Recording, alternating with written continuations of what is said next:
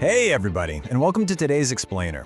Today, we're unpacking a truly game-changing framework designed to totally optimize your customer outreach. If you've been looking to refine your approach, or maybe just bump up those conversion rates, we're going to dive deep into the real, practical mechanics of how it's done.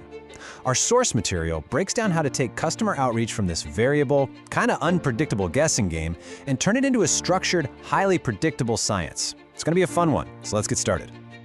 Okay, let's dive into this. What is the absolute secret to reaching customers? You know, it's so incredibly tempting to just credit sales success to natural charisma, right? Like being an extrovert or having that perfect, spontaneous elevator pitch ready to go. But our source text makes a super compelling argument that says otherwise. It says sustainable success actually relies heavily on a methodical process, not just a big personality. Reaching customers effectively is really about adopting a proven, deliberate path. Because, as we'll see, the data consistently shows us that structured approaches yield way higher, much more predictable conversion rates. Why? Because they literally take the emotional variability and all that guesswork right out of the equation. So the core definition here is reaching out to customers systematically from initial prospecting all the way down to a final follow-up. Basically, it means taking your prospects on this carefully mapped out journey. A systematic approach fundamentally means you're creating a repeatable cycle. It's like having a reliable engine. According to the text, when you standardize your outreach like this, you suddenly gain the superpower of being able to accurately measure exactly where people are dropping off. And that level of systemization, it allows you to isolate and fix specific stages of your process. That is the true secret to drastically improving your overall efficiency and your win rates over time. Now, what's really interesting about this slide is the sheer momentum of this framework. According to the text, this cycle is broken down into 7 distinct steps. We've got prospecting, pre-approach, approach, presentation, overcoming objection, closing, and follow-up. Think of it as a continuous loop. Each step is specifically designed to generate the vital info, the context, and the trust you need to smoothly fuel the very next step. If you skip one, the whole engine sputters and stalls out. So to really wrap our heads around this flow and how to actually pull it off, we can group these 7 steps into 3 distinct chronological phases. And that brings us right into phase 1, preparation. This groundwork phase is honestly where the most successful pitches are won before you even open your mouth. Step 1 is prospecting.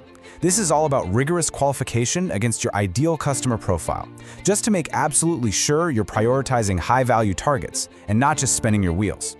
Next up is the pre-approach, and oh man, this is where you really dig deep. The source emphasizes moving way beyond basic company facts. You're looking at recent quarterly earnings, strategic shifts, maybe broad industry trends, all to find a specific pain point. You're basically formulating a hypothesis about the exact problem they are dealing with right now. And finally, the approach. A successful initial connection isn't just about a polite hello. It's about earning the right to their time by immediately validating that hypothesis.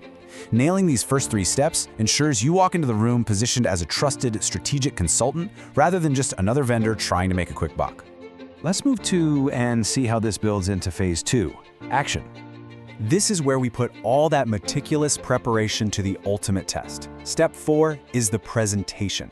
Now, the source strongly advises structuring this not as a boring, generic feature dump, but as a highly tailored narrative. You want to tie your solution directly to the specific pain points you uncovered back during the pre-approach.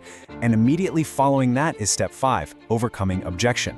The framework deliberately pairs these two together because listen, objections are not roadblocks. They are actually buying signals. It means the prospect is actively engaging with your concept. For instance, if a prospect pushes back on price, the recommended tactic isn't to just instantly offer a huge discount. Instead, pivot back to the value metrics you already established in your presentation.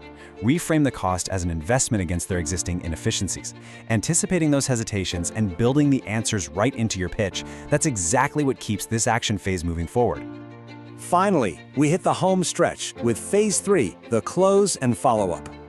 Step 6 is closing, which is all about securing the agreement and defining those next steps. So, the crucial point is that the cycle fundamentally does not end at the close. Step 7, the follow-up, is the actual finish line. A high-value follow-up strategy goes way beyond a generic, hey, just checking in email. It involves structured, ongoing touchpoints. Think providing immediate onboarding resources or sharing relevant industry insights a month after the sale or doing regular quarterly value reviews. This methodical follow-up is literally what transforms a single isolated transaction into a long-term, fiercely loyal customer account. And the best part? That loyalty yields renewals and referrals, which seamlessly feeds right back into the prospecting step of your next cycle. It's brilliant. Now, with that baseline established, our source material introduces a really critical narrative twist: the fork in the road. You see, the 7-step framework itself is totally static, but your application of it has to be incredibly dynamic depending on your specific sales environment. We're talking about the B2B approach, business to business, versus the B2C approach, business to consumer. Let's look at how this plays out in the real world.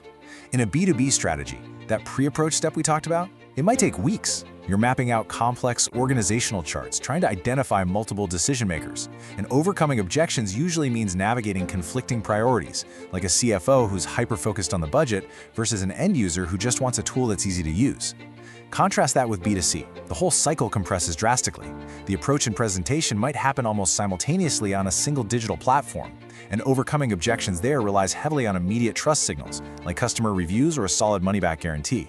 The core steps stay exactly the same, but the duration, the stakeholders, and the specific tactics, they absolutely must adapt to the world you're operating in. And this brilliantly illustrates the overarching idea of our source material, mastering the sales cycle. True mastery is found entirely in the execution of the details. It really isn't just about memorizing the names of the 7 steps. It's the thoroughness of your pre-approach research, the finesse you use when handling multi-stakeholder objections, and the pure discipline it takes to execute those high-value follow-ups. That level of meticulous, situational application is exactly what sets the top performers apart from the rest of the pack, turning outreach into a totally reliable growth engine. So I'll leave you with this. How will you adapt these 7 steps for your very next pitch? As you map it out, take a hard look at where this framework can optimize your current strategy. Are your steps flowing with continuous momentum, or are you occasionally stalling out just because a crucial piece of groundwork got skipped? Use these 7 steps to audit and refine your approach. Transform those wild variables into a predictable, measurable engine for success. Thanks so much for joining me for this explainer, and keep learning out there.